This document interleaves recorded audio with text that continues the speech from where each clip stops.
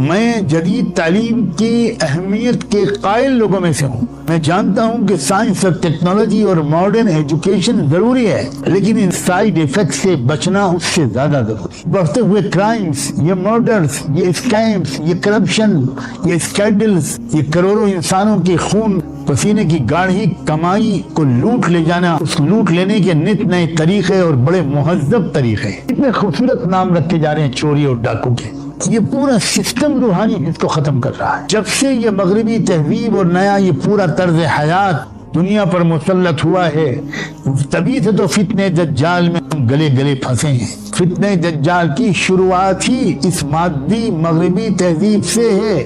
خدا کے لیے اس بات کو اب سمجھیں، اور روحانیت اور مادیت کے ٹکراؤ کا جو آخری مرحلہ ہے وہی ہے عیسیٰ اور دجال کے ٹکراؤ۔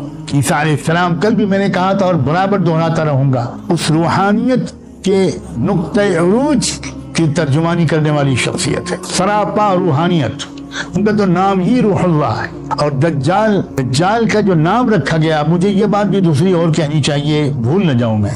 آپ سوچئے کہ اس کو کتنا کنٹرول ملے گا دنیا میں، خزانوں پر، پانی پر، موسم پر، کھیتی پر، انسانوں کی جان پر، کیا اس کو قابو مل جائے گا۔ مگر اس سب کے باوجود دجال کا جو نام رکھا گیا وہ اس زبردست پاور اور کمانڈ اینڈ کنٹرول کے حوالے سے نہیں رکھا گیا، بلکہ اس کا نام رکھا گیا دجال، دنیا کا سب سے بڑا دھوکے باز۔ دجل کہتے ہیں ڈیسیو کرنے کو، کسی خراب چیز کو بہت خوبصورت شکل میں پیش کرنا، یہ ہے اصل میں دجل، تانبے کو سونا بنا کر پیش کر دینا۔ یہ جو صلاحیت ہے دجال کی، اس نے اس کا نام رکھوا دیا دجال۔ تو یہ بھی ذہن میں رکھیے، یہ دنیا کے سسٹم پر ایک عجیب غریب قسم کا خارق عادت اور ایکسٹرا آرڈینری کنٹرول، یہ تو دنیا میں انسانی تاریخ میں بہت نیک لوگوں کو بھی حاصل ہوا ہے۔ حضرت موسیٰ علیہ السلام نے پتھر پر اپنا عصا مارا اور پانی پھوٹ پڑا۔ موسیٰ علیہ السلام نے اپنا عصا سمندر پہ مارا تو اس میں راستے نکل آئے، پتھر میں سے پانی اور پانی میں سے راستے۔ کیا عجیب غریب کنٹرول ہے، یہ کیا ٹیکنالوجی ہے اور کیا غیر معمولی طاقت ہے۔ سلیمان علیہ السلام کو تو پرندے بھی ان کے ماتحت تھے، ان کی بات سنتے تھے، ان کے آرڈرز کی تعمیل کرتے تھے، جنات کی پوری فوج ان کے ساتھ تھی۔ عجیب و غریب قسم کا اقتدار ان کو حاصل تھا۔ حضرت خضر، یا وہ جو شخصیت موسیٰ علیہ السلام کو ملی تھی، قرآن میں نام تو نہیں ہے خضر، روایات میں ہے، تو ان کو بھی تو بہت عجیب و غریب دانائی و بینائی ملی تھی۔ وہ کس طرح ان چیزوں کی حقیقت کو سمجھ لیتے تھے جنہیں موسیٰ علیہ السلام بھی نہیں سمجھ پاتے تھے۔ تو معلوم ہوا کہ یہ جو زبردست ٹیکنالوجی ہے اور قوت و اقتدار ہے، یہ فی نفسی کوئی بری چیز نہیں ہے۔ اس مقصد کے لیے استعمال کرنے والا استعمال کرتا ہے اس خداداد طاقت کو۔ اصل مسئلہ یہ ہے، حضرت داؤد علیہ السلام کو اللہ تعالیٰ نے ٹیکسٹائل انڈسٹری سکھائی تھی، وَعَلَّمْنَاهُ صَنْعَةَ لَبُوسٍ لَكُمْ، قرآن میں بیان ہوا ہے۔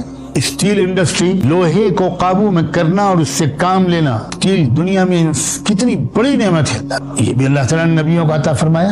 لیکن مسئلہ یہ ہے کہ ان نبیوں کو اور ان نیک لوگوں کو اور ذوالقرنین کو، آپ ذوالقرنین کے بارے میں ذرا قرآن کی تفسیر سورہ کہف کی دیکھیے، اس میں کیا کیا ان کو قدرت ملی ہے۔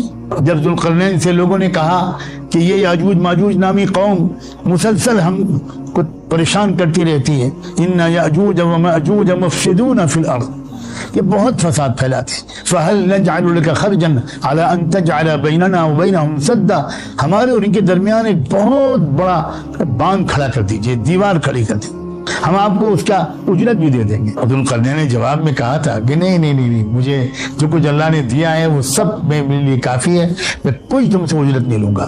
ایسا زبردست طاقت ذوالقرنین کے بارے میں قرآن بتاتا ہے کہ پورے کرۂ ارض کا انہوں نے دورہ کیا، ایک ایسی علاقے میں گئے جہاں سورج ڈوبتا ہوا نظر آتا تھا، وہاں کیا انہوں نے زبردست کارنامے انجام دیے اس خداداد قوت سے۔ جب ہم سورہ کہف کی تفصیلی کریں گے تب انشاءاللہ ان چیزوں کی تفصیل بیان کریں۔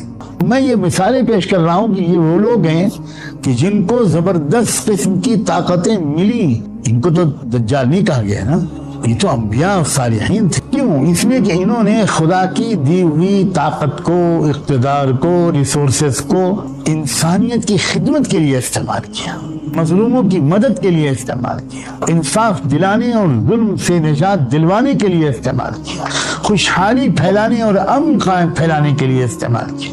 दज्जाल जिस शख्सियत का नाम है, इसको भी बड़ी जबरदस्त ताकतें मिलेंगी जैसे कि आप अभी सुन चुके, लेकिन ये इन ताकतों का इस्तेमाल सारी इंसानियत को गुमराह करने में, फरेब और धोखा देने में, चालें चलने में इस्तेमाल करेगा। The greatest डिसेप्टर in the world in the entire human history.